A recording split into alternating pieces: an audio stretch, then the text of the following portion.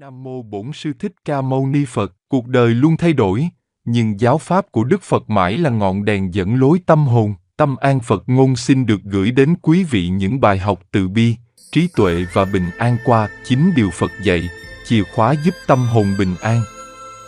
Xin hãy cùng dành chút thời gian lắng lòng để cảm nhận sự sâu sắc của lời Phật dạy. 9 điều dạy từ Phật giáo giúp bạn tìm thấy bình yên trong tâm hồn. Chúng ta đều ước mong và kiếm tìm một cuộc sống bình yên, hạnh phúc. Nhưng bạn có biết, bình yên không ở đâu xa, mà vốn luôn tồn tại bên trong bạn. Làm thế nào để tìm thấy bình yên trong tâm hồn giữa một thế giới đầy biến động và hối hả?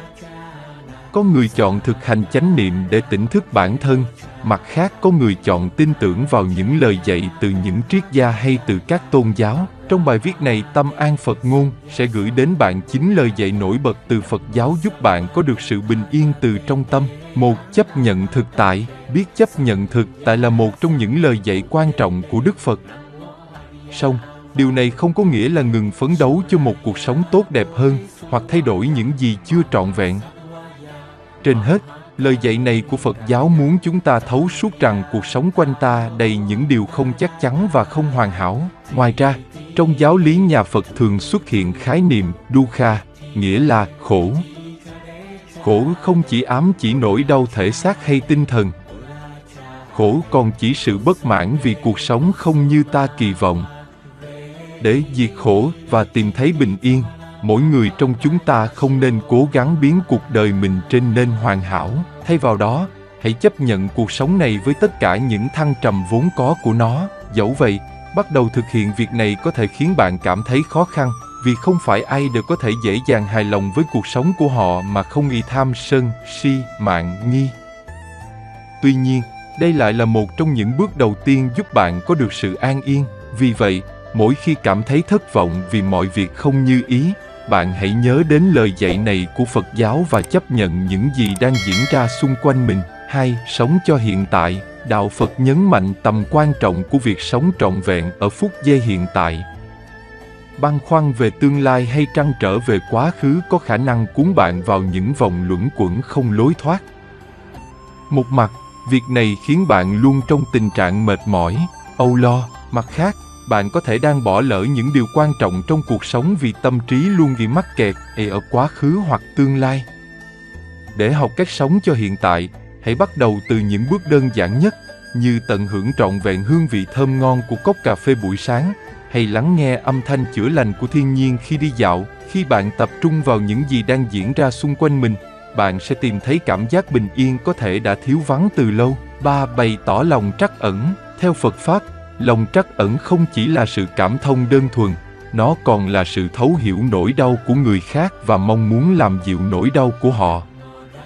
Đạo Phật cho rằng bằng cách nuôi dưỡng lòng trắc ẩn, chúng ta không chỉ đang giúp đỡ người khác mà còn nuôi dưỡng sự bình yên trong tâm hồn mình. Thật vậy, các nhà khoa học thần kinh đã phát hiện rằng khi chúng ta thể hiện lòng trắc ẩn, não bộ sẽ sản sinh ra những hormone hạnh phúc như oxytocin và endorphin.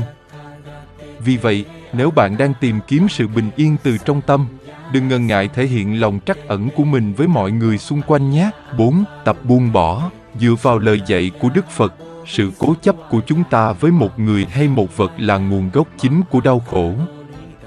Bởi lẽ, cuộc đời này là cõi tạm, mọi người và mọi vật đều đổi thay.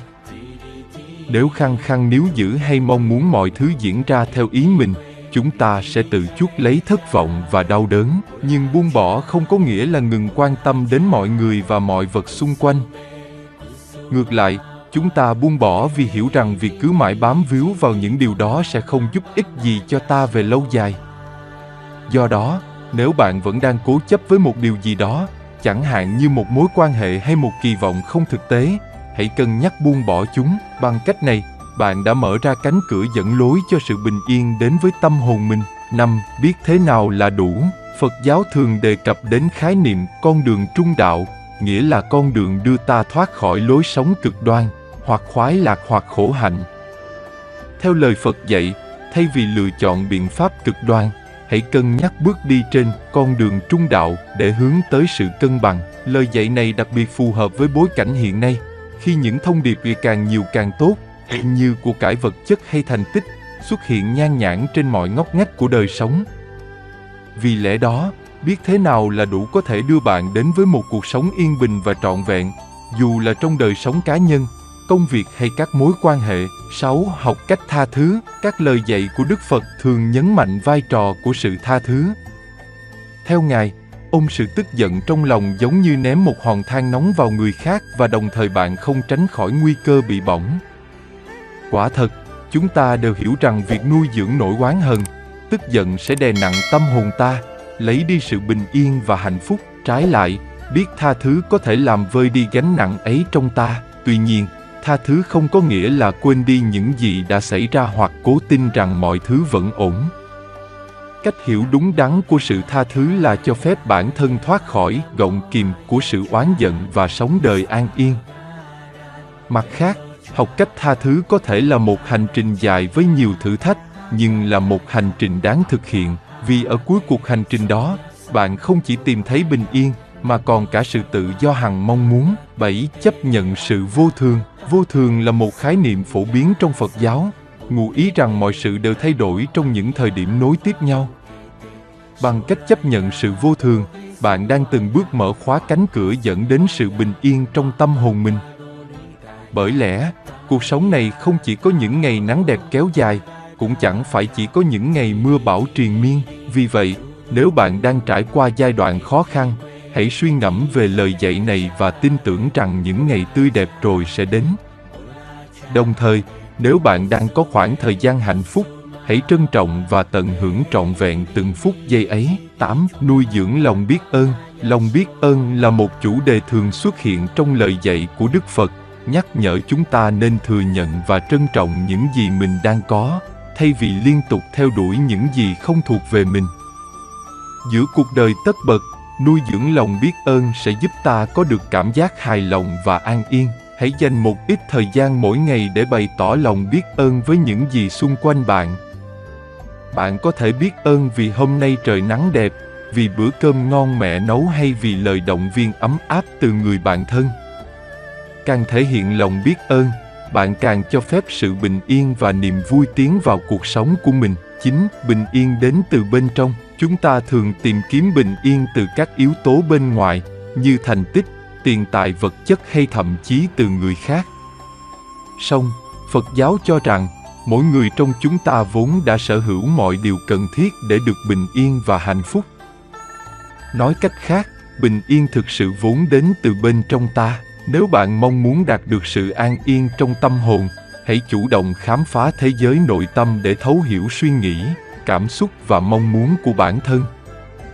Chính trong quá trình khám phá và tự nhận thức này, bạn sẽ tìm ra con đường dẫn đến sự bình yên thực sự. Bình yên không phải mục đích đến mà là một hành trình dài với nhiều khó khăn, thử thách. Vì vậy, hy vọng những điều dạy sâu sắc trên của Phật giáo sẽ góp phần dẫn lối bạn trên hành trình này nhé. Xin chân thành cảm ơn quý vị đã lắng nghe và đồng hành cùng Tâm An Phật Ngôn. Nếu thấy video hữu ích, xin hãy ấn thích, chia sẻ và đăng ký kênh để chúng ta cùng lan tỏa lời Phật dạy đến nhiều người hơn nữa. Kính chúc quý vị an vui, trí tuệ sáng suốt và luôn tịnh tâm giữa cuộc đời.